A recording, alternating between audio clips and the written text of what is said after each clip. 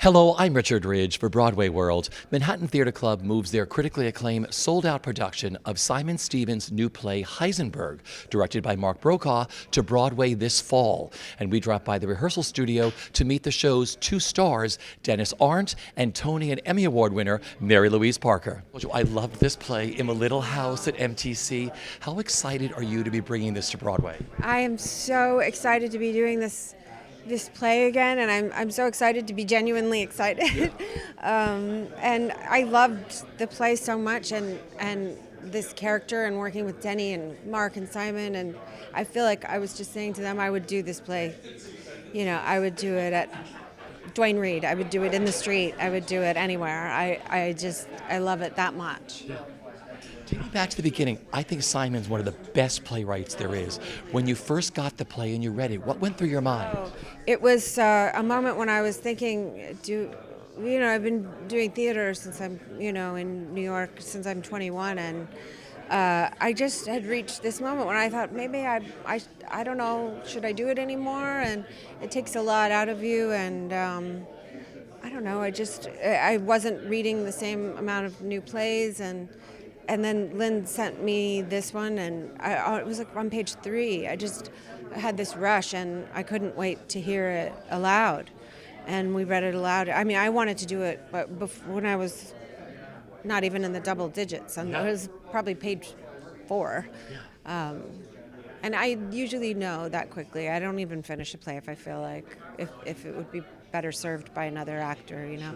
But I felt like I found one that could use me, and we could, that I was good for it, and could give it something, and that was a good feeling to have that. So I'm grateful to Lynn for giving me that. How excited are you about bringing Heisenberg to Broadway? Incredibly excited. I'm so happy that a wider audience is going to get to see the play, but especially that they're going to get to see Mary-Louise and Denis. Okay, what attracted you originally to want to direct this? I read the play, and I think I had the same experience somebody's going to have who comes to see the play. It is a mystery play in a way. Each scene, the story totally transforms, and the relationship transforms every scene until by the end it reaches a place that you have no idea it's going to go there.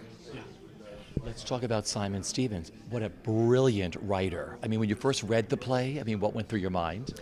I thought it was a writer whose use of language was incredibly specific, who was very smart, and who had a big heart. Yeah. The show's going to be much different on Broadway, the look of the show, isn't it, than it was at Stage 2?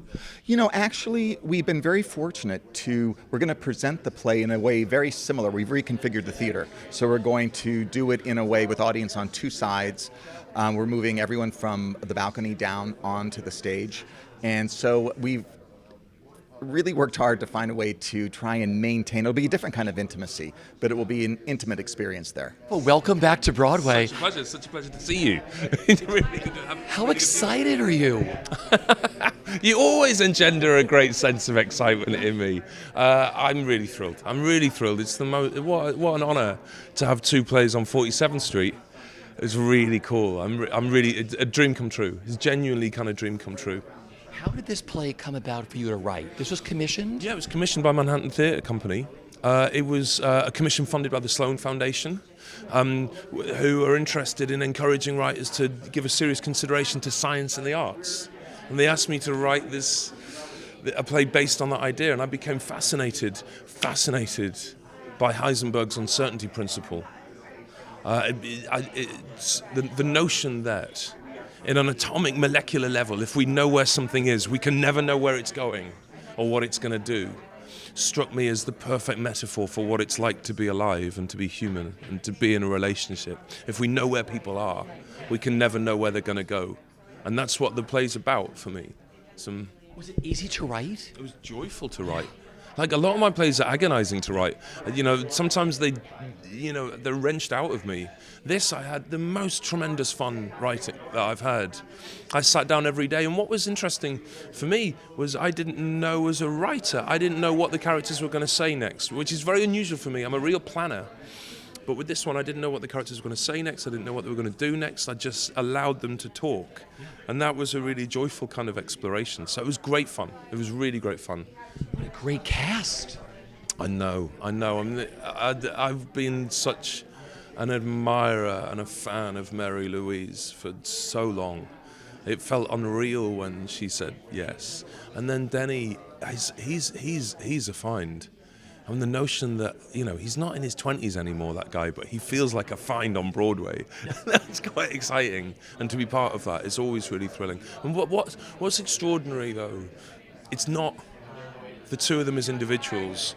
It's something happens between them that I've rarely seen happen between actors on stage. Well, first of all, this is your Broadway debut. Welcome to Broadway. I know you just started rehearsals. How does it feel? Well, it feels absolutely wonderful. I've waited a whole year to get back to it. And this actress that I got to play with, oh my God, I can't tell you. Well, did you see it in the little space? We had such a good time. It's really just great fun to be back. I was telling her there's a synergy you hope for with a production, from the writer, from the director to the actors. This is like the perfect synergy with Heisenberg. Would you agree? Oh, absolutely. There's no question about it. It's almost do you remember Peter Brook, Empty Space? That's exactly what it is. It relies on two people and the spoken word. And it's so inviting just to participate, when those unrehearsed players show up. And this time we're copying what we did last time. There's going to be 200 people on stage, and then the rest of the audience out there, taking 200 seats out of the balcony, putting 200 seats on stage, and we'll get to play it in a transverse way, the same way we did last time. It's the empty space and the spoken word, which is refreshing. To me it is anyhow, without all the wonderful pizzazz and all the production values that often come with Broadway. This is very simple and straightforward. It's a human experience. What are you looking forward to the most with that and having this play on Broadway? Well, the thing I'm looking forward to the most is being opposite Parker. She's a consummate actress. I mean, she's a real artist, and to bump up against somebody like that at my advanced stage in the exercise is a real gift, an unexpected gift, truly. People leave and they feel good, and that's rare. And it's no intermission, so it's nice because you can just really go with it. I mean, it just takes you, and then it's done, and it's almost like just a really quick.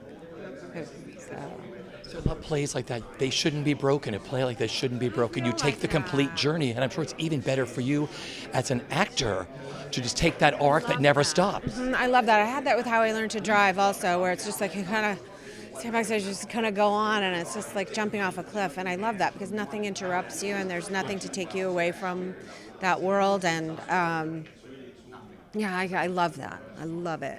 I love the space you did it in the teeny tiny stage 2, and I just love the new concept of the way you're going to present it here on Broadway. It's fascinating. It's surprising, that they went with that and they were open to doing it, and hopefully it will serve the play and give it something different. And I've moved a lot of productions from very small houses into bigger houses, from Circle Rep or from the Vineyard or from also MTC's smaller stages to bigger houses. And every time there's a little trepidation, like, is it going to lose something? And so far, they've all been served by it.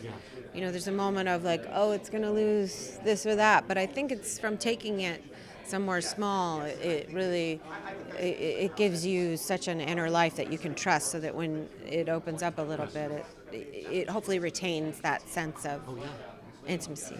Finally, what are you looking forward to the most with bringing this play to Broadway? Oh, just saying those words. I could say them. Yeah. I wish it was a longer run. I really do. It's December 11th or whenever it closes. Yeah. It's going to come very, very quickly.